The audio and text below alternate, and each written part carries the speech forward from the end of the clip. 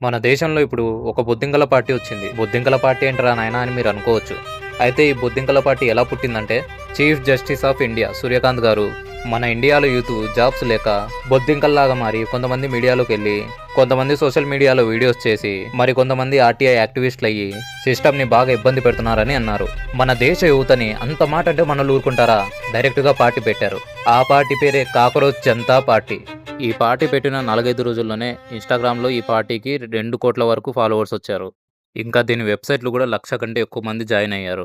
దీనిని చూస్తే అర్థమవుతుంది మన దేశ యువత గాని, ప్రజలు గాని ఈ గవర్నమెంట్‌తో ఇంకా సిస్టమ్‌తో ఎంత విసిగిపోయారో. దీనిని చూసి పెద్ద పెద్ద పార్టీలకు టెన్షన్ మొదలైంది. ఉదాహరణకు కాంగ్రెస్ పార్టీ ఈ పోస్ట్ పెట్టింది. ఈ పార్టీ ఫౌండర్ ఇంతకుముందు ఆమ్ ఆద్మీ పార్టీలో పనిచేశాడని, ఆమ్ ఆద్మీ పార్టీకి దీనికి లింక్ ఉంది అని అంటున్నారు.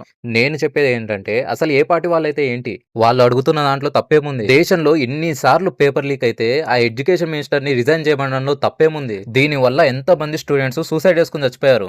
ఇంకా దీని మీద బీజేపీ తరపు నుంచి ఎటువంటి అఫీషియల్ నోట్ అయితే రాలేదు గానీ, దీని ట్విట్టర్ అకౌంట్ మాత్రం లేపేసినారు.